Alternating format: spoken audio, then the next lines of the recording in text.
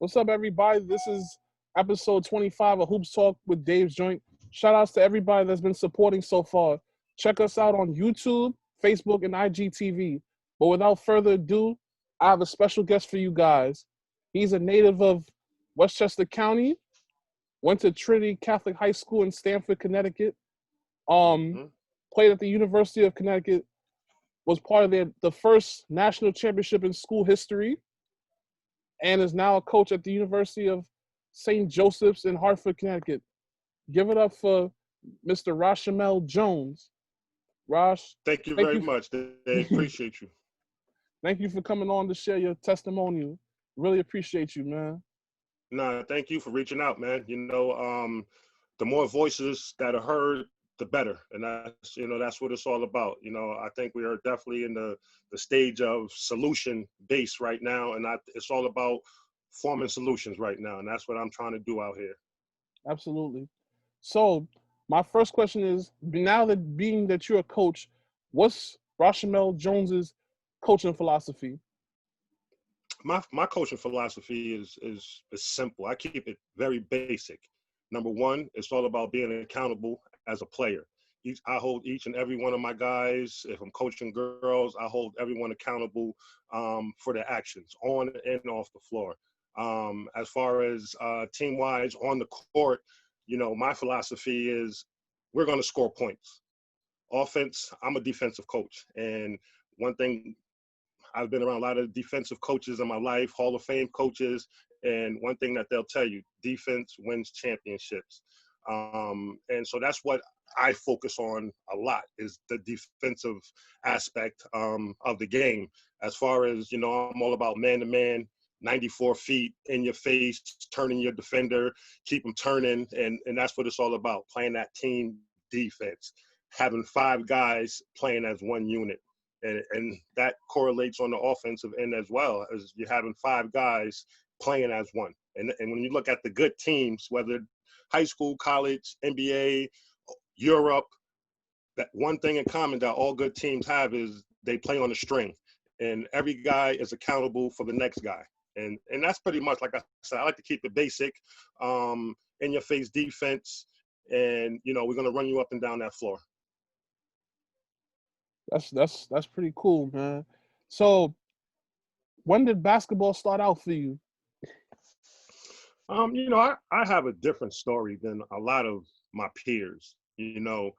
I was that kid growing up. I'm from Mount Vernon. Grew up in Mount Vernon pretty much until I was about 15 years old. And after 15, I kind of moved out to Portchester, New York. But like I said, my basketball upbringing was very different. I didn't get involved in organized basketball until I was about 12. I never played AAU until I got till about 13, 14. My first actual, major team were the Gauchos, Coach Dave Jones from the Gauchos. That was my first coach. And that's when I really started to get a taste of real basketball. But before, 12, 13, I was in the parks, 4th Street Park. I was just all around, I was all around different parks in the Bronx. I lived in the Bronx for many years, 218th and White Plains Road. I lived over there. So I was traveling back and forth from the Bronx, Mount Vernon, just, getting my rep up on the street, on the concrete. And like I said, when I first joined, a guy saw me play and he asked me, where you play at, this and that. And I'm like, nowhere. I play in the park. I tell you a true story. He said, hop in. Guy took me down to the Gauchos, and that was my first introduction to the Gauchos. And like I said, from there, that's when everything just opened up like a floodgate for me. That's when, I started playing with the Marberries. That's when I met Steph, Felipe. I met a lot of those guys. And like I said, after that, my career just started to take off. And then I took those talents out to Connecticut, and it was history from there. Before we get to Trinity Catholic. Like I said, I was one of those kids that weren't seen. Mm-hmm. What was that? Yeah, so before we get to Trinity Catholic, so talk about, growing up in Mount Vernon, and what was like the basketball culture like over there? To be honest, the culture was when I was in Mount Vernon, Rashamel was the man. Mm-hmm. You know, I used to. It's funny that I tell Ra now when I talk to him, like he was my first introduction. I remember watching Mount Vernon High School play. Hold on one second, cause I'm getting a lot of feedback in my ear. You know, I was following Rashamel. Rashamel was like the guy I looked up to. But once, like I said, I wasn't on the circuit. You know, I didn't play under Coach Semino. I wasn't in the junior nights program that a lot of the youngsters go through before they even get to Semino. Like I said, I was in the parks, playing with my game. And, you know, I was playing with men. I'm just going to be honest with you. At 9, 10 years old, I always was big for my age. And I've been 6'4", believe it or not, since the 8th grade. So, like I said, I was playing against men. And once I took that, like I said, to the organized part of the game, it was easy for me because I already developed the physicality aspect of playing with 25-year-olds, 30-year-olds. Like I said, I'm only 10, 11, 12 playing with grown men. And like I said, once I started to really get on that organized side of the basketball, that's when I just started to learn the technical parts of it, you know, more handling, more shooting, working more in conditioning and things like that. And, you know, like I said, that I was different. Like I said, my basketball upbringing was different. I wasn't like a lot of the guys you may hear that say, look, I've been playing organized ball since I was 6 or 7 or 9. Nah, I didn't get with a team till, like I said, I was 12, 13 years old. Mm.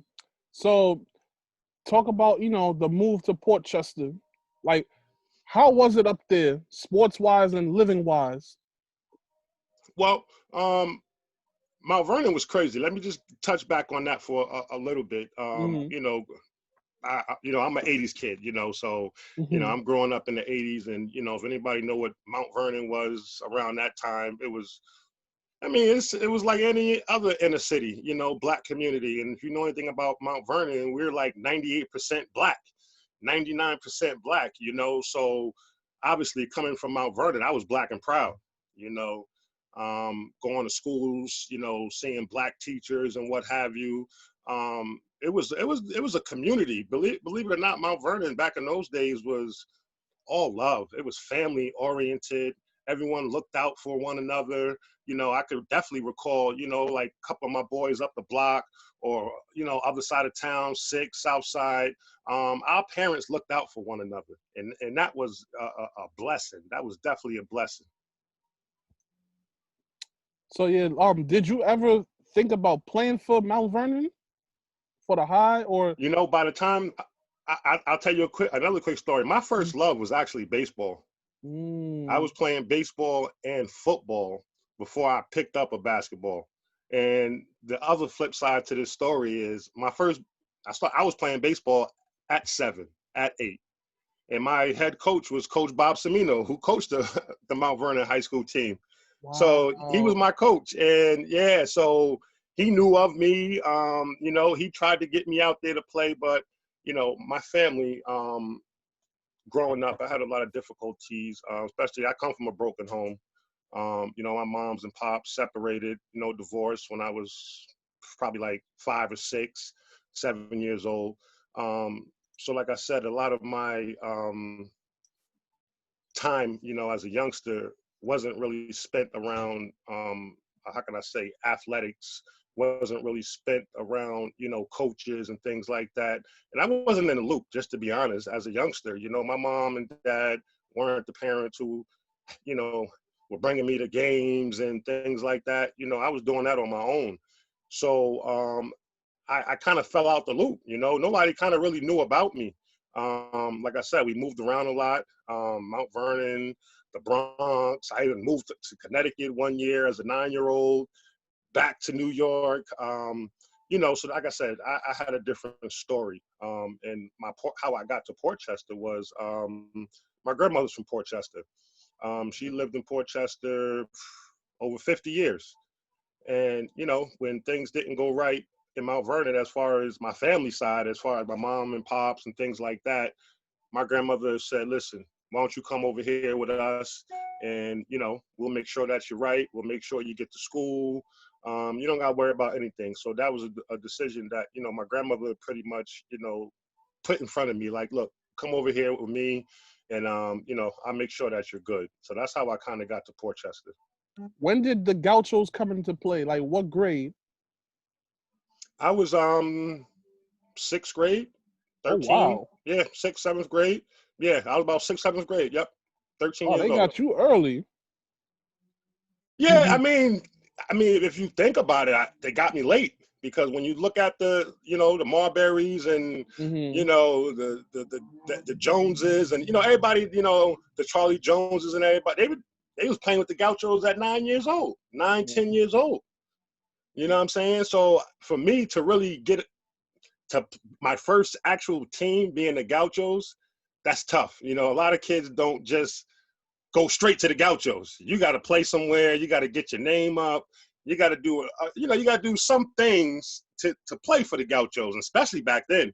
You know, it was no slouches back then. And, you know, like I said, they loved what I did. They loved my attitude. They used to call me a workhorse, and that's how I got on. You know, I'll be honest. It wasn't because I was shaking people or, you know, shooting threes from half court. No, Dave told me, look, I love how you work, young man. He said, the energy that you bring to this floor, he said, I need that around here. And that's how I got put on at 13. Awesome. Like what were some of the tournaments like outside of school that you loved playing in? As a youngster, I used to just love playing. You know, I could tell you I didn't have a favorite tournament. I just, especially being in the Gauchos, anywhere in the city, I just loved it. You know, Golden Hoops. I remember, you know, we used to play in Golden Hoops, and man, like I said, I still think about those games to today. You know, we used to play against Riverside. You know, you had Gary Charles and them. Like I said, man, it's when it comes to the city basketball, I could go anywhere and play. Anywhere, Brooklyn, Manhattan, Queens. You know, I really didn't have a favorite particular spot that I love playing at. I just wanted to play. I didn't care where it was. Mm. So Trinity Catholic, what made you decide to make that commute all the way to Stamford, of all places? Okay, now let me tell you about that. At the time, I was actually, you know, I was in Mount Vernon at this particular time, living with my sister, my oldest sister, and you know, I didn't really feel comfortable. There was a lot of stuff going on in her house that I just didn't want to, you know, be a part of. So I asked my grandmother. I said, "Grams, you know, this is after going to her house previously, then leaving, moving with my sister, because I thought it'd be a better fit for me. But I eventually ended up moving back with my grandmom's and ended up going to the middle school out in Portchester. And my gym teacher, believe it or not, my gym teacher, my 8th grade year, he said to me, he said, listen, where are you going to high school at? And at this time, it was between Mount Vernon or Portchester. Those are the 2 high schools that I was going to go to. And I told him, I really don't know yet. You know, school really didn't end. You know, it's either or. I'll be at Portchester or Mount Vernon. So he said, listen, it was like around May. It was pretty warm outside. So he said, listen, I just got the new, cause like I told you, I play football. And he had got the head football job out at Trinity Catholic. So he says to me, listen, I think this would be a real good situation for you. Brand new school. They just built it. So this would be the first year that it'll be up and running. So I said, you know what, let me take a look. So one day after school, I drove with him out to Connecticut, and I went to the campus. And once I arrived, I said, I looked at him. I was like, this the school right here? Saw nothing but grass, beautiful trees. I'm looking in the parking lot. I'll never forget. I'm seeing Mercedes Benzes and, you know, all type of foreign cars in the parking lot. And I was like, oh, this is the teacher's parking lot? He was like, no, these are the students. I'm Wow. like, oh, wow. Okay. So this is the type of school that this is. He said, this is a real affluent school. Everything, all the education, you know, program is all college based. So you'll be doing college work as soon as you enter this school. So I went up to the school. You know, I'm taking a tour, and I'm going into the gym. And actually, the varsity team was in the gym just running at the time. And mind you, I'm in 8th grade. So I go into the gym. Now, the basketball coach, Coach Mike Walsh, never met me a day in his life. He says, he's talking to Coach Al. Coach Al was like, listen, would you mind, I got some things to do downstairs. Would you mind if Raj just play with you for about 15 minutes until I'm done downstairs? Coach Walsh was like, sure, let him run. I tell you the truth, D. As soon as I get on the floor, the first play, somebody took a shot. I grabbed the rebound. I took it coast to coast, and I dunked on a 6'6" center. In 8th grade, I dunked on him. Bang. Wow. So everybody was going crazy. They was like, oh, my God, who is this kid right here? So they coming up to me. They was like, yo, what high school you go to? Wow. I'm like, I'm in 8th grade. They couldn't believe. Can you hear me now? Yeah. Okay. No, like I was saying, you know, as the Coach Al, football coach, goes downstairs, I'm playing. All the kids are coming up to me like, you know, what high school you go to? I'm like, no high school. I'm in 8th grade. They just couldn't believe it. They falling out on the floor. The coach looking at me, and his mouth is wide open. So so Coach Al comes back upstairs, and he says to Coach Al, he said, Coach Al, would you mind if I take him home? And he drove me home and spoke to my pops that day. He was like, listen, we want him, you know, whatever we got to do to get him up there, we'll pay for his train pass every month. We'll pay for the tuition every month. So that's how they got me up there. You know, Coach Al, who was actually, he's like a high school Hall of Fame football coach. He ended up going to, leaving Trinity, ended up going to Greenwich High School in Greenwich, Connecticut, where he won probably about 7, 8, 9 state championships, you know, top level high school championships. So every time he see me, he tell me to this day, he said, you know, if you would have stayed with me, I would have had you in the NFL. Because like I said, football was my first love. And, you know, so like that's how I got to Trinity. I got to Trinity because of my gym teacher. Shout outs to Coach Walsh. So basically, was it a culture Yes. shock? You know, you being a kid from the hood, and you going to this affluent school, you know, with kids with expensive cars and whatever have you. Like, was it a culture shock at first? Oh man, it was definitely a culture shock. I was the only black kid in the school. Let's keep it 100. Wow. I was the only black male there. The only other black person was a black girl that was in my class. So it was 2 black kids in my class. Let me not say the whole school. In my freshman class, it was 2 black kids. It was me and a black girl. And then the sophomore, you know, the sophomores, it was probably 2 sophomores. It probably was 3 juniors and probably like two seniors. So in the whole school, we had about 10 out of about 900. Wow, that's a lot. Yeah, and you know, but it was definitely a culture shock. But at the same time, it was, how can I say, a life learning experience. You know, if you talk to anybody that went to Trinity, you know, after me or even around that time, you know, people, they basically give me credit for building that school.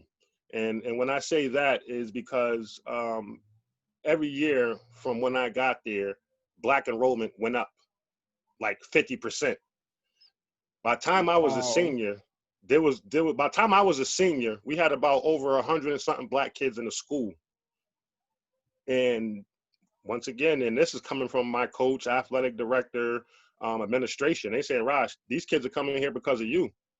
And next thing you know, I got my man Earl Johnson from Port Chester up there who played at, you know, Rutgers and Iona. He's from Port Chester. So after when I became a sophomore, I brought him up the next year. I started bringing everybody from the hood. Well, actually, I was gone when Torrey Thomas got there. But Torrey Thomas from White Plains started coming there. We was getting kids from all over. You know. And like I said, everybody, you know, basically they give me that credit, you know, and like they said, people will call in and say, listen, we want to come there because Rashamel Jones is in that school. And I was like, stop playing. They was like, no, kids are enrolling here because you are here. And basketball, put it this way, before it was Trinity Catholic, they were a Stamford Catholic at another location. So they, like I said, this was a whole new school, built up, everything. they never won no city titles, no state titles. They were the bottom of the barrel before I got there. Like, people laughed at Trinity before I got there. Wow. And like I said, once I got there, my freshman year, we won the lead, the FCIAC. We beat the #1 team, who was they were undefeated, if I'm not mistaken, going into that game. And, you know, people wrote us off saying Fairfield was going to win it, and we knocked them off. So that was my freshman year. We won the FCIAC title. And it just kept climbing after that. Now we win the state championships. You know, we're my senior year, we were nationally in the loop. We went out to Pine Bluff, Arkansas, played against Sharif Abdul-Rahim and them, Wow. Marietta, Georgia. Yeah. It's crazy because I remember when we played them, we beat Sharif and them, if I'm not mistaken. Like, we beat Sharif and them. We lost to a team out of Alabama. They had a kid named Mike Williams or something like that. He was a point guard that played in Alabama, like 95 to 99. He was the truth. So they front line was like 7 foot, 6'11", 6'9". This is in high school. So, like, I was like, whoa, okay. So they pretty much beat us up pretty bad. But like I said, my senior year, we traveling around. We in Jersey. We was playing the Don Bosco Techs out there. We scrimmaged St. Anthony's. Where else we played at on the national level? Went out to North Carolina. We were up in Boston, Massachusetts, you know, all throughout New England. So, like I said, we went from a no-name school to a conglomerate. Like I said, we were at, like, my junior year, I remember the US Today had a ranking, and they had us the 10th best team in the tri-state area. And at that time, Lincoln was #1. They had Lincoln #1. I think it was like Patterson Catholic, #2 team out. I think Jelani McCoy and them out in California. They were like #3. Vince Carter and them. Like, we were like the #10 team in like the whole tri-state area, and which was major for us. We ran Connecticut. We owned Connecticut. But as far as the Jersey and the Bostons and things like that, we got our weight up. How was the competition up in Connecticut at that time? Oh, the competition was stiff. You know, Marcus Camby was out here up in Hartford. Courtney Alexander, who played with the Wizards, he was out here. Tyson Whaler, who played with Lamar Odom over there at University of Rhode Island. He's from Connecticut. Will Solomon, who played in the league for some years, he from Connecticut. Mike Williams, who played at UMass, you know, with Marcus Camby. Like I said, the competition, especially when I got out here in '91, you know, like 91 was tough. I mean, you know, athlete Anthony Harris just left, who went to Syracuse, and then he transferred out to Hawaii. He was like God out in Connecticut, so I just missed him. And, you know, a lot of people compared me and his game kind of to similar high flyers, you know, just natural scorers. But like I said, the competition was tough, very, very tough. Connecticut, you know, a lot of people don't know about Connecticut because obviously New York, you got New York and Jersey, you know, so Connecticut sometimes, a lot of times, get lost in the sauce. So 25 years after graduating from Trinity Catholic, unfortunately, the school is closing. Like, talk about, you know, how you feel about that school no longer being there and the great times that you had at Trinity. You know, when I read that was a sad situation, because I was under the impression that school would be around forever. You know, man, I thought my grandkids may end up going to that school, and to see that they closed its doors was very shocking to me. I almost passed out when I saw that. And then after pretty much, you know, talking to the people on the inside, it was brought to my attention that, you know, enrollment has decreased dramatically. You know, parents, you know, weren't making that type of money no more. So they were forced to, you know, send their kids to public schools now. Now we're talking about the affluent white people now. You know, times just changed. You know, a lot of that money changed hands now, you know. So those same, you know, people who now they can't afford Trinity. The price increased. Yeah, I know when I was there, it was like I'm think of probably like 10,000 a year to go there. yeah, that's more than Yeah, schools in New York now, City. oh, without a doubt, now they were charging kids like 15,000, like 20,000 Mm. a year to go to a high school. But at the same time, 99, 100. Actually, the graduation rate was 100%. Mm. Graduation rate was 100%, and every kid that left there went to either an Ivy League school, and if you didn't go Ivy League, that was because you got an athletic scholarship to a big time school. So they definitely prepared us very well academically at Trinity. I wouldn't change anything. I wouldn't change anything. If I could do it all over again, I would go back and build up another Trinity if I had to. It was, how can I say, it was one of those situations where, when you look back on your life and look back on the things that you accomplished, it's like, sometimes I'd be like, wow, like I did that. Or, I kind of, it's like, it shocks me sometimes when I start to go back in history and look at my life and where it has taken me and, to where it has brought me, things have saw. I'll be honest with you, D, a lot of times when I look at my life, man, and see where I'm at today, I'm blessed. I am truly blessed, man. And I can tell you that I'm blessed, that I had people, in my corner. I had, however you want to picture, I had the ancestors watching over me, loved ones watching over me, guiding me, because I tell you, I come from a rough side of life, and a lot of my cousins and relatives, my best friend served 30 years for murder, at a young age. And, a lot of my homeboys are currently locked up, what I'm saying, incarcerated, doing big time numbers. My other cousin just went in, just got 101 years in North Carolina. So like I said, I come from a side of the track that a lot of kids either fall through the holes. A lot of us end up in penitentiaries. A lot of us, we just sometimes get mixed up in the wrong parts of life, coming from, the side that I come from. And like I said, I was blessed. Like, I didn't have that. I had a father in my life. My pops was there, worked every day, made sure we had food. He did the best he could. But as far as getting me into the sports and 9 a.m.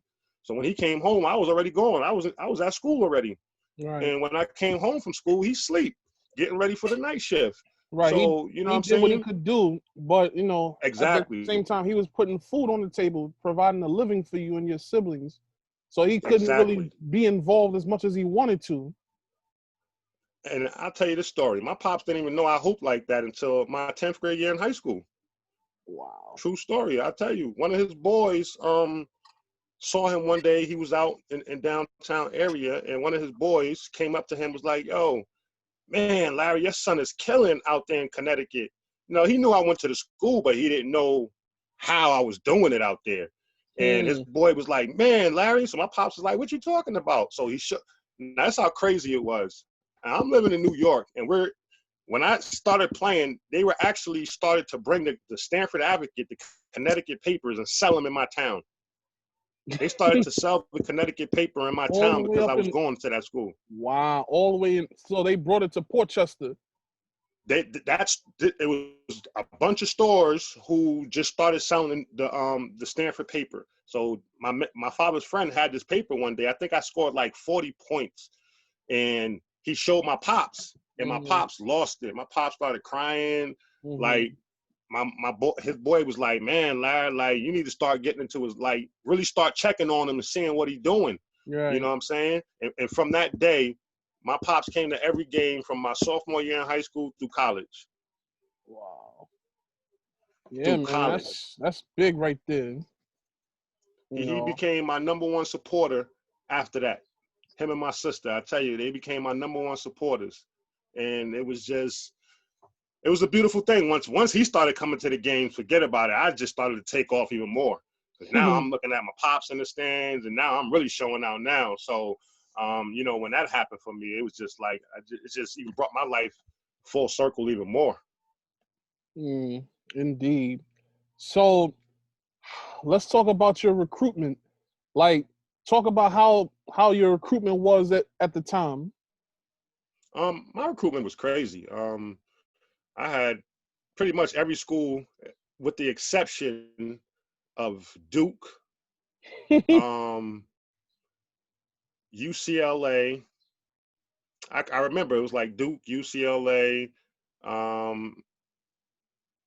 another school. It was like 3 to 4 schools that didn't recruit me at all. But I understood why, because you look at Duke, they have a certain type of player that they look for. Right. You know, UCLA pretty much, you know, same type of situation. They had like the O'Bannon brothers over there at the time, so I knew that wasn't going to be a fit. You know, like I said, I had every school pretty much after me. I mean, not only sending me letters, they at the gym. You know, I done seen every coach. Mike Krzyzewski came to the gym. I've seen him and Howard Garfinkel. They, you know, they were close like this, and they used to come watch me play. But were they recruiting me? No. You know, Coach Calhoun at every practice, you know, every game, him or Dave Lato or, you know, Coach Hobbs. So I saw their faces on a regular basis. You know, Syracuse, Jim Boeheim, you know, Boston College, you know, UMass. My last 3 schools were John Calipari at UMass, Coach Calhoun, O'Brien at Boston College, and Florida State. Those are my last schools. Wow. And those are all my last schools, because I knew I wanted to stay close to home. And Florida was the long shot because of the weather. That was the only reason why I even put them in the mix. And I have a lot of family in the South area. But I knew I wanted to be in UMass, Boston, or Connecticut. And Syracuse was kind of out there too. I didn't want to go, even though it's in my backyard. I thought that was kind of way out there for me. And Cuse is cold during the winter.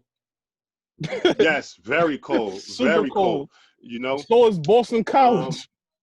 Yeah. Oh, I mean, look, UConn it's pretty much similar up there at UConn, because, you know, we on the top of the mountain out there in Storrs, you know. So I remember 95, we had the snowstorm. We was playing Villanova, Kerry Kittles and them that year. And we had the snow. It was the biggest snowstorm in 95. We had like 2 feet of snow. They shut the school down for like 2 weeks. It was that much snow up there. Yep, it was that much snow. But yeah, I got recruited by everybody. And at the end of the day, I didn't take not one official visit. And when I tell people that, they look at me like, what? I didn't take an official visit. I was a different kid. You know, I didn't have those dudes in my corners, you know, the dudes who running for you, who's doing the talking. I didn't have those dudes. I'm doing all my talking. Right. You know, I didn't have my coach. You know, Coach Mike Walsh did what he did and brought people to the gym. But as far as, you know, when they called the house, they was talking to me. They wasn't talking to my father, you know. As it should. One thing that I loved, yeah, you know, as it should be. You know, one thing my pops told me when at high school, when Coach Mike Walsh came into my home, and he asked my dad, would he be willing to send me to Connecticut? My dad looked at me and said, do you want to do this? This is up to him. This is his decision. I'm not going to school. If he wants to do this, then that's on him. And that's how he left it. And that's how he raised me in my entire life. So when I made that decision to pick UConn, it was based off the man I saw in Jim Calhoun. You know, he kind of not kind of, but the way he talked, his mannerisms, everything kind of resembled my dad. My dad was a no-nonsense type of man. You know, he could just give you that look. And once he gives you that look, you know what time it is. And Coach Calhoun, you know what I mean? And Coach Calhoun is that type too, where Coach give you that look like, you better cut it out.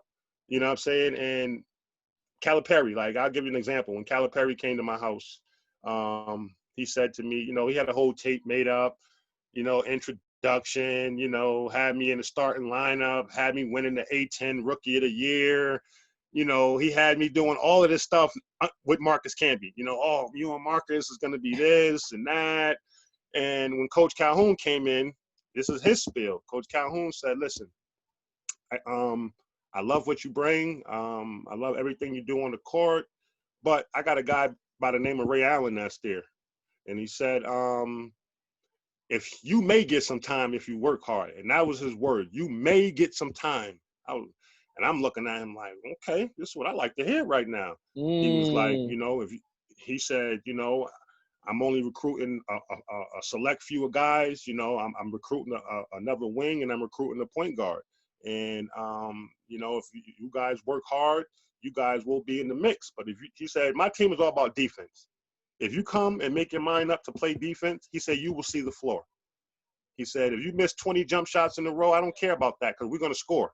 He said, it's all about defense.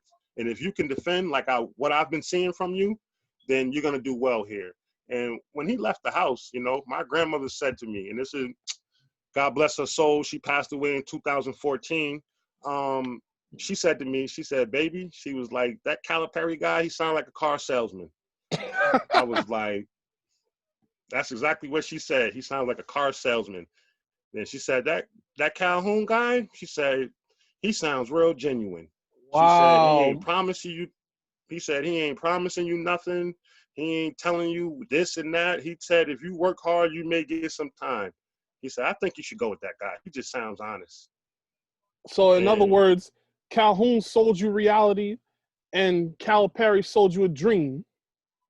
Basically. Yep. Basically. You guys had it first. Yep. And my grandmother, she saw right through that. And, you know me, I'm, you know, in high school, you know, when he popped that tape in, starting that, you know, guard, you know, Rashamel Jones, and I'm getting hyped watching the tape. And, you know, but then when you really break it down, my grandmother was right. Because if you look at that year, the following year, Calipari quit and went and coached the New Jersey Nets. Yeah. He didn't have that much success in the NBA either. Exactly. And then he went back to Memphis. He went to Memphis after. Exactly. So my thing was, if I would have committed to him, he would have left, had me out there. Now I got to play for another coach who may not even like my style. So, you know, so it was like I said, my grandmother, she saw right through that, and I picked the perfect place. Well, that's a good and like I said, I didn't even take a visit. I didn't even visit UConn. I didn't take no official visit at all. I went to a few games, watched a few games unofficially, but never took an official visit. Never hung out with them dudes on the weekend, none of that. I just, after my senior year, I said, look, I did an interview, I did a press conference, let everybody know I'm going to UConn, and that was like in May, June. I was up at UConn getting ready to go. Wow. That's big time. So that freshman year, you guys had some players like, you guys had Ray Allen, Deron Sheffer, Kirk King, Travis Knight, Rudy Johnson, Ricky Moore. You know, it was Andrew Kleber, my man. That's a really good squad right there. Like, talk about that freshman season. Oh man, that freshman season was a real learning experience for me because now, you know, you really don't know what to expect, you know, coming from, you know, being one of the best in the country in high school, you know, just so we know, you know, I was finished in the U.S. Today, class of 95. I was ranked number 22 in the nation. And you look that up, you know, that's on the U.S. Today, class of 95. They gave Garnett was the number one player of the year in 95. And Steph had got the Mr. Basketball in New York that year. Vince Carter, you know, that was my class of 95, you know, Vince Carter, Steph, Garnett, Jelani McCoy, Ron Mercer. Man, the list goes on. There's so many names, I can't even remember all these names. Vonteego Cummins out in Pittsburgh. You know, my class was thorough. You know, we had a thorough class. And, you know, like I said, going into that UConn, you know, obviously I was in Connecticut already watching what Ray was doing. You know, so I was like, man, I got to go up against this guy. And, you know, I tell people to this day how I became the elite defender that I became is because I used to guard Ray every day for 2 years. I guarded him every day in practice. Like how coach, you know, has his practices, it's the starting 5 versus the next unit, you know, 6 through 10. And I had to match up with Ray every day, 365 days a year. And, you know, I got stitches and scar wounds to show, you know, like, wow, like 8 stitches in my mouth, 10 in my head, you know, like it was, when I say blood, sweat, and tears, it was literally blood, sweat, and tears out there. And, you know, and like anything, I just had to prove that I belonged there as a freshman. So you guys went on once that. I proved that, no, I said, and once I proved that I belonged there, you know, everything else, it was, you know, etched in stone. Yeah. So you guys had that 23-game winning streak. You guys beat, let me see, Northeastern, Boston College, Notre Dame, Yale, Florida State, West Virginia, Providence, Nova, Cuse. You guys blew out Central Connecticut State by like 100, but that's another story. You know what's so crazy about that game? I think I had like 25 that game or 23 my freshman year. You know, yeah, we that's, you know, Keith Kloss. Shout out to my man Keith Kloss, the 7'6" out of LA. You know, he was over there during that time. So yeah, that was like one of my big time games right there, where I had like 25. My man Ricky Moore had like 21. Like pretty much Ray and them didn't even play the whole second half that game. They didn't play the whole second half. So then, yeah, Virginia, you guys blew them out by 30. And that was West Virginia. Was that West Virginia? No, Virginia. Virginia. Virginia. Yeah, but because that was West Virginia's first year in the Big East Conference as well, too. That's cool, man. Yep. And then y'all made it to the Big East tournament and played against Allen Iverson and the Hoyas. Like, how was it beating Georgetown in that game? Oh, man. Well, we owed them anyway, because a couple months before, they just smacked us by like 25 or something like that down at Georgetown. AI had a triple-double. I think he had like 31, 10 steals, and 10 assists. That was his stat line. 31 points, 10 steals, and 10 assists. And they just went crazy on us. So, you know, now you got to come up to the Mecca. You know, UConn own the Garden. Our fans, when we turn out, we turn out. You know, I don't care who we playing in the Garden. We could be playing St. John's, Syracuse, Iona. It don't matter. UConn fans is going to shine when we in the Garden. And, you know, that was just another classic example. You know, coming down, I tell you a quick story about this. My man Rudy Johnson, you know, that's who I used to come in and back up. Like, you know, Rudy would be like sometimes the first one out of the rotation. He started. He was a senior out of Jacksonville, Florida. So they would take Rudy out, put me in, or they would take Daron out, put Ricky in, then Ray would come out. So that's how we had our guard rotation. So, you know, we down 1, and coach made up a play. So he says to Ray, "Hey, Ray, you know they're going to collapse on you, all 5 of them. So Rudy is going to be in the corner. So when you drive, and if you ain't got the shot, we want you to take the shot. But if you ain't got it, because you know they're going to try to take you out, kick it to Rudy Johnson in the corner."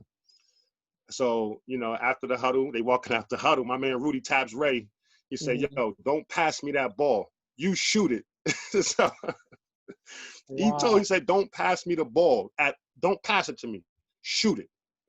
And if you look at that shot, Ray jumps. He's coming. He literally jumps in the air, and he looks at my man Rudy to the right. He literally turns in the air. He looks at him, and my man was like, Ray turns around the last second and then hits that off the bank shot. And that's when I knew he was Jesus. That's when I was like, yeah, he Jesus for real. Wow. That's crazy. Yep. I love watching that game. I even showed when I was working at this after school program. I even showed my students that game. That was they. I Yeah, mean, yeah, they you know, these kids are in middle school, so it wasn't that interesting to them. But yep, yep, if you have it like be it played like just the loudness of the garden, man, like it's crazy. yeah. Oh, you couldn't hear yourself. You literally couldn't hear your teammates. You couldn't hear what coach was saying. Like you literally had to hug somebody and talk in their ear for them to hear you. You The know. So that's UCONN. yeah, I love yeah, that. yeah. My man Red. Shout out to my man Red who started that. UConn legend. He passed away a couple years ago. But yeah, he's like I said, we UConn fans, they the best, man. They are. UConn fans are great. They support you. I mean, you understand about Connecticut. We don't have an NBA team out here. All we have, we just got our WNBA team, some years back, But prior to that, UConn is everything. We're the college team. We're the professional team. So everybody follow us out here. Right. And, wherever we go, everybody know us. Everybody see us. So you can't hide in Connecticut. There's no hiding out here. Right. So so you played at both Gamble and the Civic Center for 4 years. Which venue did you like the most for the home games? Oh, Gamble. That's on campus. Civic Center is the money games, as we used to call them, where the school's got to pay somebody to come in, or the buy games. you know how that exactly. So those are a lot of the games that we played over at the Civic Center. But our on-campus game, but see, at the Civic Center, I think Civic Center holds about 20,000, 25,000, something like that, and they only block off about, I think, 300 of those tickets for our students. So when you go to the Civic Center, you're getting a different atmosphere, a different environment compared to when you come to Gamble. That whole midsection on both sides of the floor is all students, so you got like 3,000. Gamble holds about, I think, almost 15,000. So you got like 5,000, just 6,000 students who get in for free. You know what I'm saying? And oh man, it's like being in Cameron indoors. When it gets crazy down there, like they start rocking. So Gamble by far. Like Civic Center, Civic Center. They got an ice rink is right under the floor because the old professional hockey team, the Hartford Whalers used to play out there. So the Civic Center used to be cold. You had to get out there 3 hours before the game and start stretching and getting warm. So, I really didn't like that. So what happened with that season? You guys wound up losing to Mississippi State by 5 in the Sweet 16. What happened in that game? I mean, they had Dante Jones, Eric Dampier, both. Eric Jones went to the Knicks that year. Dampier, I think, went to Indiana or something like that. And they were good. They had our number, that inside presence of Eric Dampier, if you know anything about him, 7-footer, 7'1", wide body. Dante Jones, 6'7", 6'8", wingman. So he was guarding Ray the whole game, very athletic, big, wiry, long. And they ran as well, So it was a good game. But at the end, we came up short. And then also my man Ricky Moore was having a great tournament. He dislocated his shoulder as well in that game. Yeah, man. That'll do it. So then the following season, you have a more increased role. You scored, you averaged 13 points a game, And then you have Rip Hamilton, who's the leading scorer as a freshman. You got Kevin Freeman coming in, Jake Voskuhl. But unfortunately, you guys lost Kirk King midway through the season. Yes. Like, how tough was losing Kirk King? That was our man. I mean, Kirk was supposed to take us all the way to the promised land. 6'10", 245, all muscle. I mean, he were actually, and he reminded me of what's my guy that used to play with Dominique Wilkins. man, I forgot the center that he had that Dominique played with, the 7-footer. But anyway, I forgot his name. But he kind of resembled him. Like his muscle was very powerful. Jumped out the gym. When we lost Kirk, actually Ricky was out. Ricky was suspended that year as well. With some behind the scenes things with the NCAA, they suspended Ricky and they suspended Kirk for the whole year. They suspended Ricky for pretty much the first part of the season, and that hurt us. Ricky was our primary ball handler. Kirk was our inside force, and when we didn't have that, now we had to change our whole offense. We just had to change it all around. Now we're trying out three, 4 different guys at the point. We're just trying all different combinations, seeing which work. So that year was really a testing year for us, I should say. That year really tested our character and see what we was all about. And then that wasn't our best year because we end up I end up even getting hurt myself. I ended up getting hurt towards the end of the year against Seton Hall. I tore my cartilage in my knee, and I missed so I missed 5 games. And while I'm out, Rip is shining. I was actually leading the team in scoring prior before that. Then once I got hurt, Rip just, it was nobody else. Rip just took over. Rip just started to shine.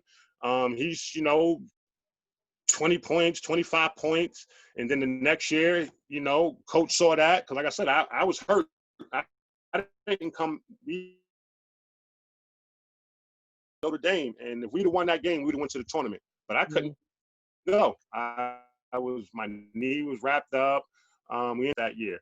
And, and we ended up going to the NIT. I think we ended up losing in the semifinals or something like that out in the NIT.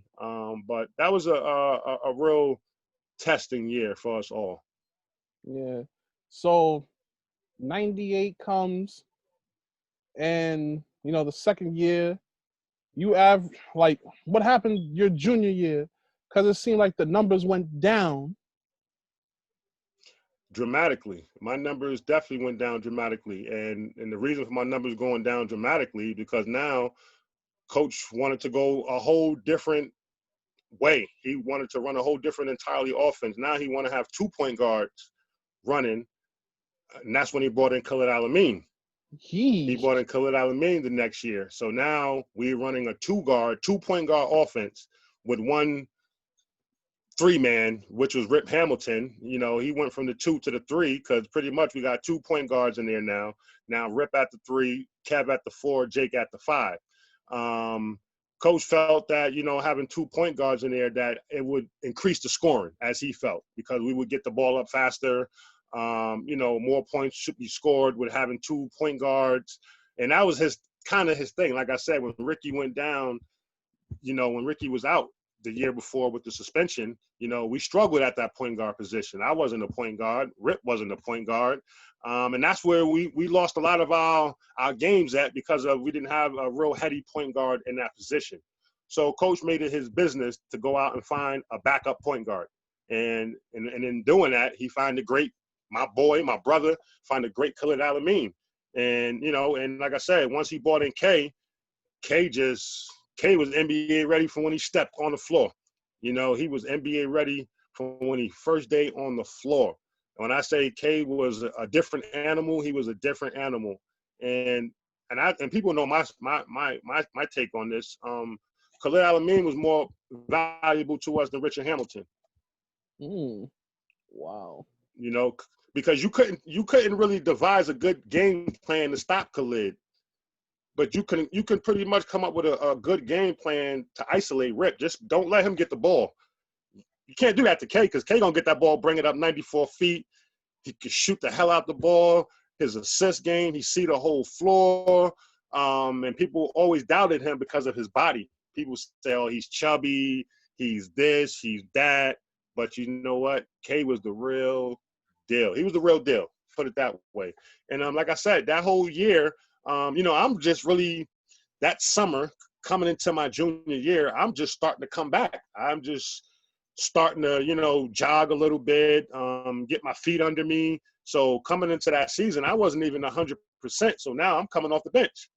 And now I'm coming off the bench, getting my body back, getting my knee back. I still wasn't 100% comfortable with my knee yet. So like I said, I'm coming off the bench. My production went down. And then I'll say midway through my junior year is like when I finally was feeling real good about myself. My knees feeling good. My play is getting better. Anytime that anything happened, as far as I'll just give you a few examples. Like Rip Hamilton was hurt when we went out to who we played out there in California. I forgot the school. One school we played out. It wasn't UCLA. It wasn't University of Cal. I forgot what school this was. We was playing out there, but Rip got hurt that game. So I start. I have like 25. Another game, Kevin Freeman's hurt. So now coach throwing me at the 4 position.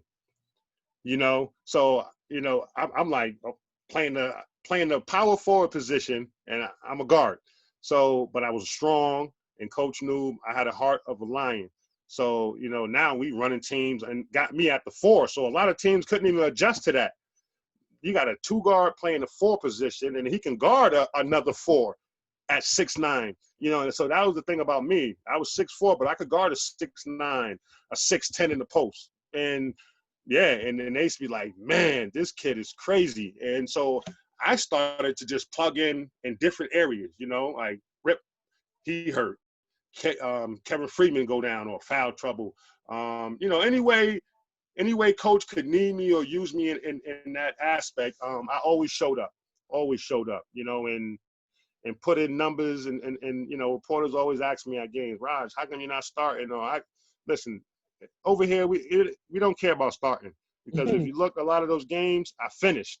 I was the finisher a lot of those games, national championship to be exact. We up 3, couple seconds left, Traden Langdon, Raj, don't let him smell the rock. Don't let him get a shot up. And, so it's all about who finished. And I always tell my youngsters, forget about who starts. It ain't about who start. It's about who finished that game. Because if you finish in the game, that's speaking volume to your coach. What your coach is saying to you, if he has you in there in the final seconds of a game, is that, you know what?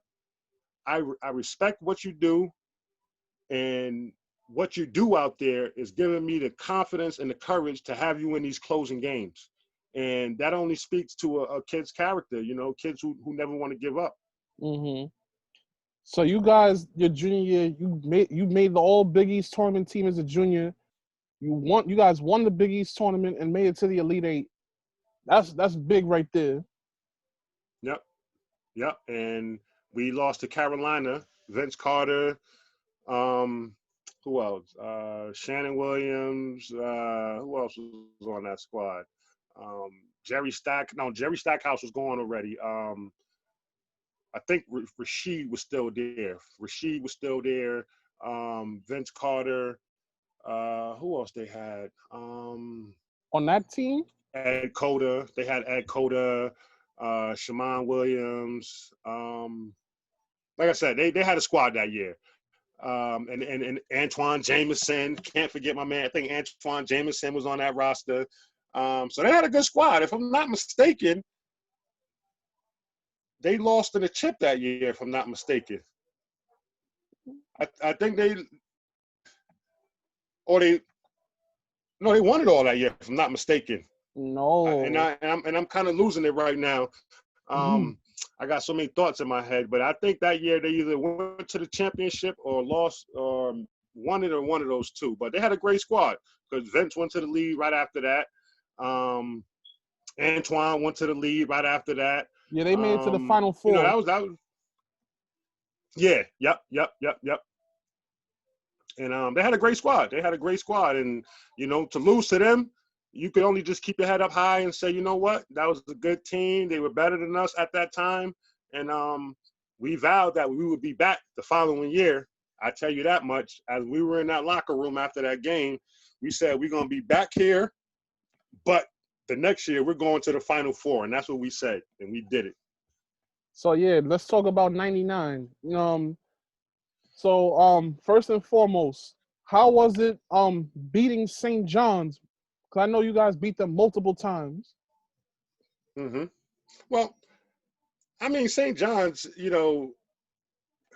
we felt we were the best team in the tri-state area, just hands down. We just felt that, and our work had proved that, and we just felt we were a better team. St. John's had hell of a talent. Forget about it. From 1 through 15, 16, everybody could hoop. So but we just felt that we had a little bit more defensive edge than them. And that's what it came down to. It just came down to that defensive side of things. And that's what separates mediocre teams from good teams and good teams from great teams. The great teams are going to defend for 40 minutes, and no matter what happens, they're going to defend. And the mediocre teams, they're going to probably defend for 5 minutes, 10 minutes. A good team, they may defend for a first half, one half, 20 minutes of basketball, but a great team, they're going to defend for the whole 40. And that's something that a lot of teams didn't do. They didn't defend for the whole 40 minutes. And that's where we felt we were better than a lot of teams. Now let's skip through. All right, you guys won the Big East tournament, third time in 4 seasons. Now you Yep. guys beat University of Texas San Antonio in the first round, New Mexico second round, Iowa Sweet 16, yep. Gonzaga in the Elite Eight, Ohio State yep. in the Final Four, yep. And then y'all had the big David versus Goliath matchup against Duke. Talk about that game. Oh man, I'm gonna give you a quick story about that game. So we're in a hotel room that night. We actually getting ready for the Duke game. We have our team meeting, our scouting report. So coach says we got a team meeting, and me and Ricky Moore were the captains, so we shared a room. So coach said, well, I'm gonna meet you guys in Ricky and Rosh room in about 30 minutes. So we're in the room, coaches, just giving us a spiel about, just take it easy tonight. We got the big day tomorrow, what have you. So as the coaching staff leaves the room, the team is just in there, and ESPN happened to come on. So we turned up the volume because we saw some they were selling Duke back in Durham, North Carolina, at some gas station. It said Duke wins the national championship. They had these shirts, they had hats, they had all of this all this gear ready to go. They were selling it. We haven't even played the game yet, and they were selling the gear at this gas station that Duke won the national championship. And so we're in the room just looking at each other. We looking at each other like, do you see this? The disrespect? Yeah. Right. Like, really? They actually showing this on ESPN right now that they're selling Duke wins the national championship gear. So we just felt disrespected, man. And we all sat in that room that night. Duke, they ain't never seen nothing like us. They ain't never played nothing like us. And we're going to give them everything that they wanted, because that entire year, Duke was number 1, and we were number 2. And I don't care what we did or what Duke didn't do. They would never put us on that number 1 slot. So, all year long, people were saying, oh, Duke's the best team. Yeah, Connecticut's number 2, but they just can't. They don't have the firepower as Duke, blah, blah, blah. But when it came down to that game, we showed them. Mm-hmm. So talk about what it feels like to be part of the very, very first national championship team in school history. They've won 3 other championships since then, but you were part of the first. How does it feel to be the torchbearer? Oh, man. My whole career, I've been a trailblazer, been blazing trails and blazing path. And this was just another scenario where, we'll be in the history books for life, and you ask anybody, you ask Michael Jordan, who got 6 NBA championships, ask him, which one felt the best. He said the first one and the 6th one, the first one, obviously, because it's the first time you're doing it. And, that last one, and it's like, man, but that first one is the best, and that first one, just as a coach, in speaking with Coach Calhoun, and working with Coach Calhoun, I know those feelings. You know, that first one, nothing compares to that first one. You know, I don't care if you do it 3, 4, 5, 6, 7, 8, 9, 10.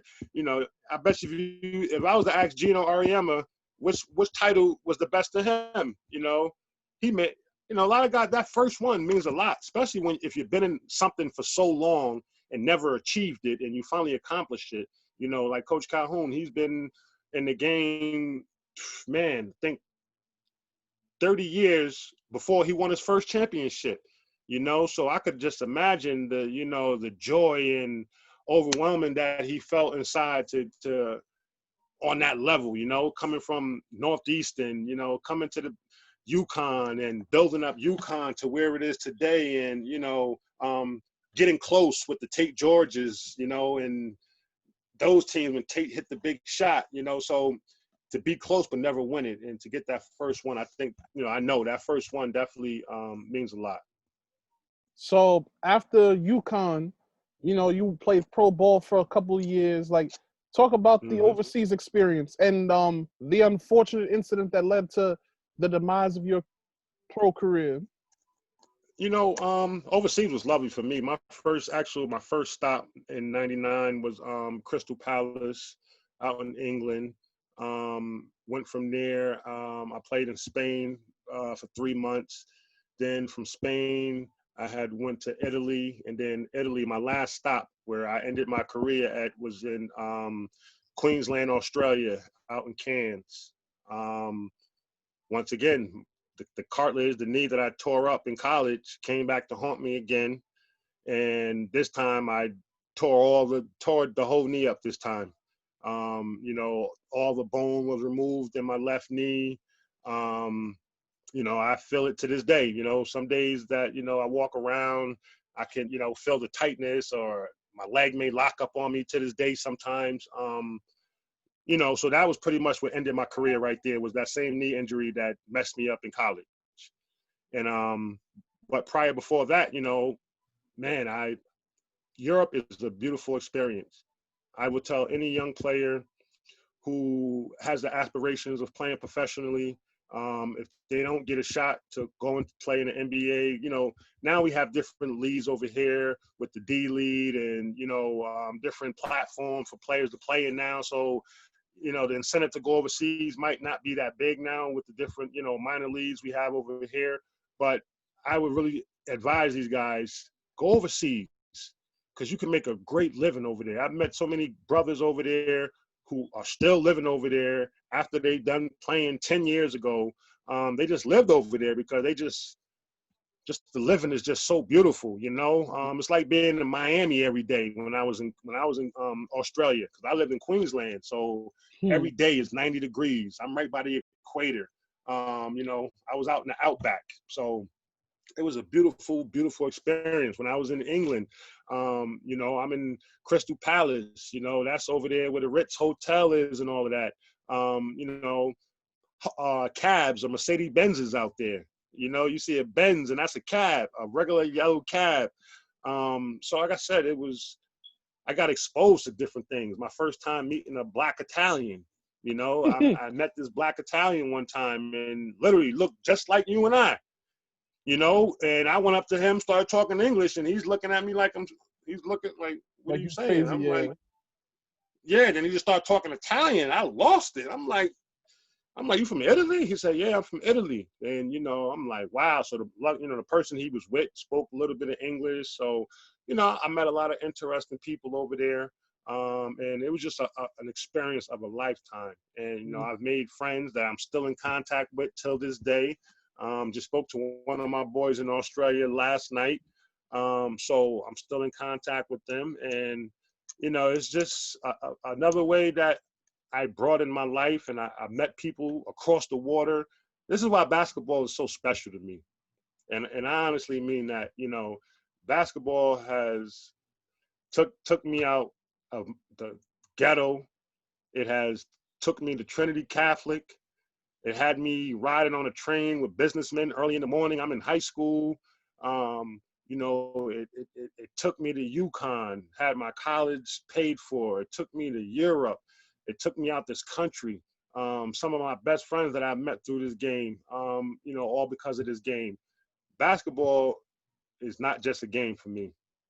And I sincerely mean that. Like, many take this as like, oh, it's just a game. Nah, this shit is life. Basketball is life for me. And ever since I stopped playing, basketball has paid my bills to this day. You understand what I'm saying? So I just basketball has done nothing but wonderful things for my life, my family, my kids, and a lot of the people that, you know, my brothers I met through this game, brothers and sisters. So I take that basketball word, I take that serious because I know what it can do for someone's life, especially for a youngster who may be lost, who may not even have a clear path of who he is yet, or understand where he's going. But just through the game and the different people that you will meet and different places you're going to go, you're going to discover a lot about yourself, you know, and that's what basketball did for me. It made me discover a lot about who I really am as a person. So let's talk about when you decided to coach. I always wanted to be a coach. Even when I was in high school, I always wanted to be a coach, you know, but it just came to the point of getting into the college game. You know, I reached out, you know, when I came back from overseas. I actually didn't finish my college degree, so I actually went back to UConn to finish. This was in 2004. So I was a student assistant with Coach Calhoun. That's when we had Rudy Gay, Charlie Villanueva, Josh Boone, Marcus Williams. You know, that squad was supposed to win the national championship as well. So, you know, after I got my degree in 2005, you know, coach didn't have any room on staff. So pretty much I started working for the state of Connecticut. That's when I actually got into social work. I became a social worker. So pretty much I became a social worker waiting for an opportunity to open up for me in the college game. And, you know, one thing led to another. You know, a position didn't open up, you know, obviously nothing opened up for me. So I'm still working with kids and things like that. So I get a call. So this is like 2007. I'm actually still in Connecticut. I get a call from a bunch of business owners I know down in the Pelham area, Pelham, New York area.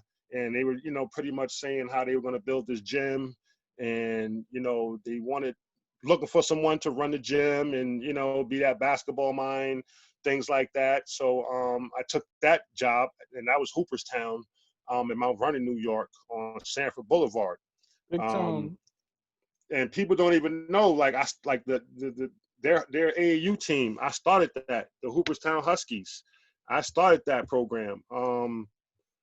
So I was actually the director of basketball down at the Hooperstown on Stamford Boulevard in Mount Vernon. I was the director of basketball from 2008 all the way into like 2012. At the same time that I'm doing that, I'm also working for ACS down in New York City on the Grand Concourse in the Bronx. You know, so I was doing both, and I love my work as a social worker. And at the time, you know, for about 2 or 3 years after that, I kind of just, I'm gonna be honest with you, I was like, you know what, I'm comfortable now where I'm at, working with the kids. I kind of didn't even want to get to the college level because, you know, I had made my mind up that I wanted to be that guy to build up these youngsters before they get to college. But, you know, that love just for the college game kept creeping out. And so what really got me really into the game to become a college coach, you know, obviously Coach Calhoun had retired from UConn. So I was actually, I don't know if I was at work. I was doing something. I just happened to pick up a newspaper, and I saw that Coach had, you know, thoughts about coming back to the game and starting a whole new program somewhere. And he at the time, didn't even know where he was going to do it at.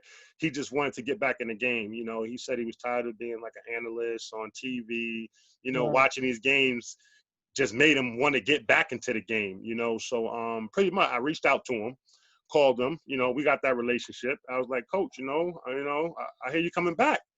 he was like, yeah, you know, we're going to start this new situation at the University of St. Joe's in West Hartford. It was an all-girls school, and now they're changing it over. Now they're about to go co-ed, this and that. My next words was, Coach, I want to come help. I want to get involved. He said, yeah, where you at? I said, I'm in New York now, Coach. He said, come see me tomorrow. Drove up there tomorrow. That quick. Come see me tomorrow. I drove up to Connecticut, drove to the office, spoke to him. As me and him is talking, now mind you, the AD walks by. So he stops the AD and say, hey, I want you to meet my guy. He said, you're going to see a lot of him around here. This is my guy, Rashamel. This is my captain, blah, blah, blah. You're going to see a lot of him around here. I just want you to meet him. Now, mind you, he didn't even offer me the job yet, but this is what he's telling the athletic director at the school. You know, so like I said, that's how I got started, you know. Coach said, you know, anytime if I got a situation for you and you need a situation, you got a situation, you know. So it was one of those times where I reached out to other programs, and if you know about the college system, as far as, you know, head coaches bringing their boys, you know, they bringing the guys they know, their staff, you know, everybody on staff is because they know somebody, right? You know, and probably college athletics is probably the only place where a resume don't mean nothing. You know, it's like it's who you know. That's what it comes down to. You know, so, you know, like I said, and a lot of my guys were still playing, you know, my guys in the NBA. I really didn't have too many my guys on the coaching level yet. So, you know, I just, like I said, I was content, happy, working at Hooperstown, you know, training the youngsters, just honing my craft, working on what I do. And when the opportunity presented itself like it did in 2018, I just jumped on it and just going to ride it out as far as I can take it. That's a shame Hooperstown is closed now. I just found that out too. Yeah, they closed down. And the reason that they closed down, because the owners, they're greedy. The owners are greedy, man. You want to charge people an arm and a leg to come in there. First of all, Mount Vernon kids don't have $90 to pay me for an hour workout. Right. The Pelham kids got that. The Pelham kids got that. Right. The Scarsdale kids have that. The Eastchester kids have that. But the Mount Vernon, the Bronx kids, the city kids, they don't got $90 to be wasting on an individual workout when they can go to the Gaucho for free. You think they're going to come down here to pay me $90 and they can go to the Gauchos for free? Yeah. You know, so that's what it came down to. And you know, they were too greedy. They saw they set their price too high. And I told them on many occasions, bring this price down. This is why we don't have the Mount Vernon kids coming in here, because it's too much. Right. It's too much. And then once the House of Sports opened up over there in Ardsley, it was shut over. The game down. Yeah. It was over. Once Don, because I actually took my son played on that team. And once Don unveiled the House of Sports, that complex, it was over for them. They had to shut down within 2 years. Unfortunate again. Yep. So unfortunate. Let's talk about USJ this season. You guys went 26-3, and you guys made it as far as the first round in the NCAA, you know, tournament. We lost to Hobart out of New York, upstate New York. Wow. So talk about that season. Like, how was this past season for you guys? Oh man, we had a 25-game win streak this year. It was actually, we had the longest win streak in the nation this year. And the first game we lost November, it was like November 9th, 2019, we lost. And after that loss, we didn't lose again until March, that first round of the NCAA tournament. You know, we had a strong group of guys, mentally strong, physically strong, guys who bonded this year. The staff, you know, we all love each other. We all knew each other. We all get along. So when we come to work, when we come to practice, our practices are fun, but they're intense. You know, our players get a lot out of our sessions. They love it. you know, and we just pretty much just created a family atmosphere for these youngsters. And when I say created a family atmosphere, you know, those guys can come over my house. They can go over Coach Calhoun house, Coach Miller house, hang out, chill, relax, you know, and that's what it's all about. And when your kids know that they have their staff like 100% into their lives and 100% behind them, they're going to give you that. They're going to give you that. And that's what it was. And, you know, like I said, each and every guy, we played for each other, you know, and that's one thing that we talk about. You hear a lot in basketball, you know, when guys say, well, I played with so-and-so, or I played with that guy. Well, we all about playing for somebody. You know, I play for you. You're going to play for me. If you get beat, I know I'm going to be there to cover your back. And like I said, it was all about holding everybody accountable for their actions, you know, everybody accountable. If you know we're in this defensive coverage, you got to be there. You know, if we know we're running this particular off, you just got to know it. So, like I said, it was a great season. Unfortunately, you know, we didn't make it to the chip like we thought we would have and win the championship. But that's what it's all about, building. You know, from our first year of existence, 2018, we didn't make it to the championship. We lost in our league championship to Albertus Magnus.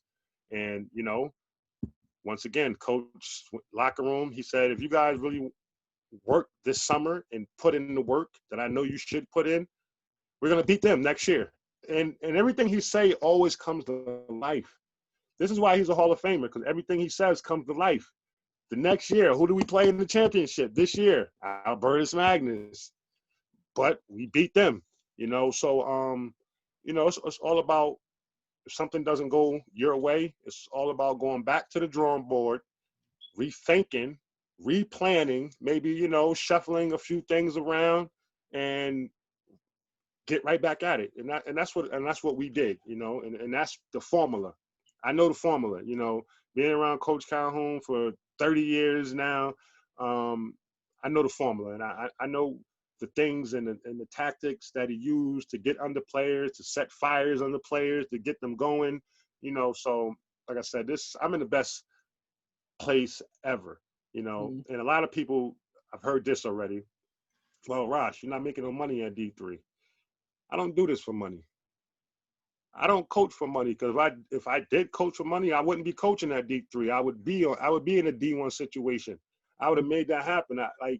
I don't do none of this for money, because I know it wasn't the money, like the coaches that were in my life and got me to where I am, they didn't do it for money. So, you know, I don't do this for the money. So, like I tell people all the time, man, listen, I'm comfortable. I don't care where I make my own living. You know, I have other things going on outside of, you know, basketball that I'm just not in the box. You know, I got 10 different venue things going on. So I make money regardless. And basketball is my heart. That's my soul. Like I told Coach Calhoun, I said, I'll do this for free. He was like, no, Raj, you ain't doing nothing for free. But like he said, I know you're serious, but you're going to get paid. But like I told him, I said, I'll do this for free, Coach. That's the love that I have. You know, and I do coach for free. I coach youngsters right now that, you know, I take them to the park. You know, obviously when my gym was open, you know, we in the gym, I don't charge these parents a dime. And I tell these parents, if your kid can just basically sacrifice and show me that he wants this, I will be at this gym every day, 8 o'clock in the morning, and open it up for him. If he showed me he's serious, I will be down here every day, and I won't charge you a dime. You know, so like I said, this is a way of life for me, and I'm giving back to the youngsters that I know, you know, really need. I deal with a lot of youngsters right now in the college scene that, you know, come from similar backgrounds, no father, you know, maybe no mom in the home, no father, or just a real crazy type of living situation. And I can relate to that now, you know what I'm saying? And I can show them, like, listen, man, look, I was down your path before. Look, this is what's going to happen at the end of that road. So why don't you start going this way? Go that way. Let's start changing up our routes a little bit. So, you know, it's more than, it's more than coaching. It's social work. It's being a parent, and that's what a lot of guys who want to become coaches, they don't understand. They get in this game thinking it's just X and O's. Let me recruit the best player here. Nah, it's way more stuff than that. And if you're not prepared for that, forget about it. You would never, ever see the results on the floor. So many different exponents that happen outside, outside the floor that you got to take care of and really keep on top of. So, like I said, being around Coach Calhoun is a blessing to me. How many guys get the opportunity to be around a Hall of Famer every day? How many guys have the access to pick up the phone to call a Hall of Famer? So like I said, I'm blessed, man. And I'm just continuing just to grow as an individual, grow as a man, grow as a coach, and, and just be the best person I could be at the end of the day. Speaking of the players, like, talk about Taylon Martin. He was a Division I talent coming out of high school, and yes, he was. He winds up at USJ. Like, how did that come about? Well, like I just said, Tay comes from a similar background like me. He comes from a single home. His father's not around. His community, drug rip. I've been to his community. I drove him home. A lot of drugs in his area. He comes from that area. Where, that side of the track is. Is when you're on that side of the track, it's like, and you don't have people on top of you, good people on top of you, really showing you the way and telling you the good things to do, you can fall into a lot of difficult situations. And that's what was his situation. Not being around good people that's going to guide him in the best way. And that's how we were able to get a guy with that talent. Because like you said, he's D1 with clearly. And if we have him next year, I'd be surprised. So I'd be surprised if a D1 ain't come in and picked him up. So this is one of the questions I like to ask my guests before I get to the last question. So if you could go back in a time machine to say 1991, what would you tell Rosh at 15? Wow, 1991. I would say leave the girls alone. I'm being honest with you. I was, like I said, my mom's left me at a young age. Mm-hmm. By 7, 8 years old, I didn't have a mother in my life. So, I've seen my dad almost try to commit suicide over my mom. So growing up, I had a hatred for, like, when I say hatred, it was like my mindset was like I would never ever fall in love with a woman. I said, because I'm looking at my pops. My pops was in a place that I would never ever want to be in my life. So at 13, 14, I chose to, like, I'm gonna keep it all the way real with you. I was like a pig almost, like, chauvinistic pig. I didn't care about love. You know what I'm saying? My mind frame was just, I'm gonna get as many girls as I could have, blah, blah, blah. And, that was my downfall. That was my weakness right there. A lot of players, people in general, not just athletes, people in general, some may, have gambling problems. Some people may have drug problems. Some people may have whatever your thing is. My thing was, I always, if I can go back to tell the 15-year-old Raj, I'll tell the 15-year-old Raj, forget about women. Just get your career on track first. Because at 15, no 15-year-old should be thinking about sleeping with a girl. A 15-year-old should be thinking about educating himself, should be thinking about just schooling or just getting to the best place that he can in his life. At 15, I was dealing with grown women. At 15, I'm with 25-year-old girls. So you were a young they got a partner. Pretty, and and if I can go back and tell my young self, I would tell myself, don't do that. It was a bad time and place for me. I got 3 kids, 3 different women. I'm not proud of that. You know what I'm saying? So that's why I say I would go back and tell the young Raj, listen, that's not the way to go. What your father and what your mother went through, that's them. You know, because your mom did whatever she did to your father, don't take that out on women. And that was my mentality. And you know, and like I said, everybody have their stuff that they deal with. And as a youngster, that's what I was dealing with. You know, I was dealing with that. Like, you know, I'm in Connecticut. I got girls in Connecticut, New York. I'm everywhere. And, you know, that was just on how I was brought up. Like my uncles, you know, seeing my uncles, different women. You know what I'm saying? My grandfather with different women. So that was kind of what I was seeing as a youngster. You understand? So that's what I would tell my young self. Forget a girlfriend at 15. Forget trying to sleep with women. Just get your education right, which I was doing. Don't get me wrong, because I definitely was doing that. I was an honor student all throughout high school and college. You understand? So I was doing both, but I would definitely change that part about my life, because I, you know, for some years there, I was cold-hearted, and I got sisters. I got 4 sisters. And one day I thought to myself, I said, what if your sisters come to you and tell you some crazy stuff that a dude did to them? Or, you know, how a dude was using them and things like that. And like I said, I got nieces. And once that really hit me, I woke up, my man. I woke up and just was like, I got to get him a different path, man. So, you know, I'm engaged now. I've been with my fiance 8 years. We got 1 child. Actually, she's pregnant now. I'm about to have another child in February. Congratulations. So, thank you, man. So, you know, so like I said, I'm just becoming the best person I can become, man. And because I can't be out here in these streets and be out here in these schools trying to talk to youngsters with a distorted mind. You know, I have to be the best Rashamel before I can go out and try to educate or try to lead or guide anyone in any type of capacity. So, you know what I'm saying? I'm all about getting me to the best place I could be. And, you know, I'm there. I'm on my way there. And, you know, every day is a different day.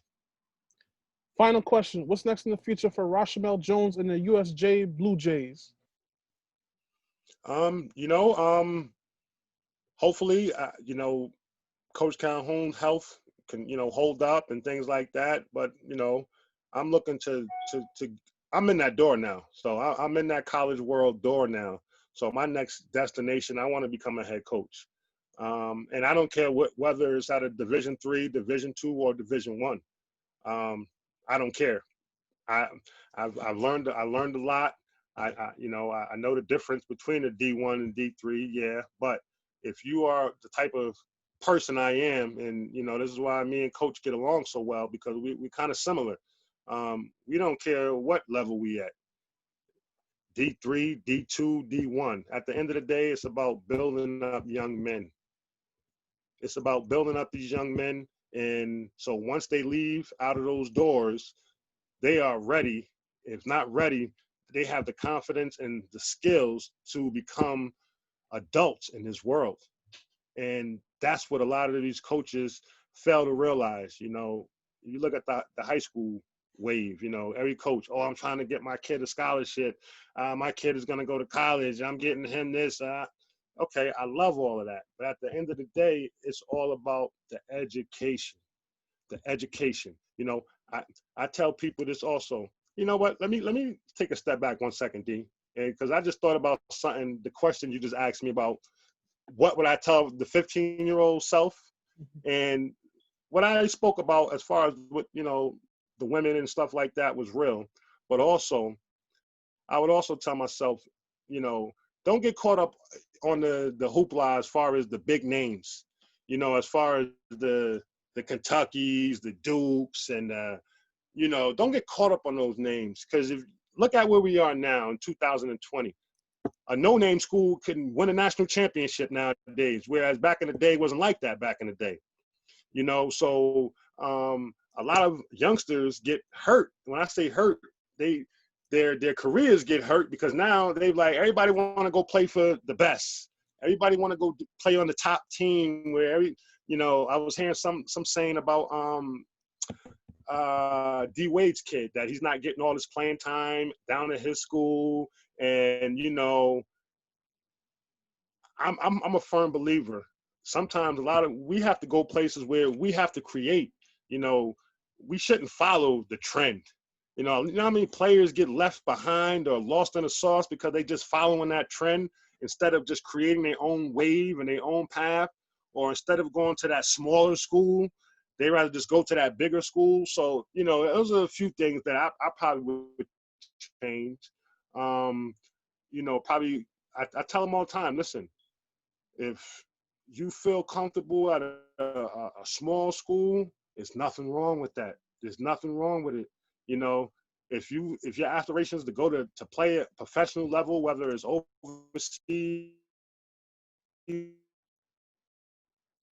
or in the NBA, I said, listen, if you are, I don't care if you in the middle of Romania, they're gonna find you if you're that good, if you have the talent. And, you know, so that's another thing I would tell people, you know, look at those smaller situations. You know, don't be afraid to take that challenge and go to that smaller school, because that may be the avenue that you need to take, you know, instead of always trying to run and be with the strong squads, you know, build the squad. So that's me in a nutshell. Thank you, Rosh, for coming on and sharing your story, your testimonial. And I wish you nothing but the best in your coaching journey. Hey, Dave, I appreciate you, man. Thank you for having me on. You know, you got my number anytime, you know, whatever, any questions, you know, about anything, just, you know, feel free to hit me up, link me, whatever, and we'll get it done. Love is love. All right, guys, this is Definitely. episode 25 of Hoops Talk with Dave's Joint. Check it out on YouTube, Facebook, and Instagram TV. If you're a UConn fan, you will definitely love to check this out. All right, y'all, be blessed, be safe. Peace. Peace.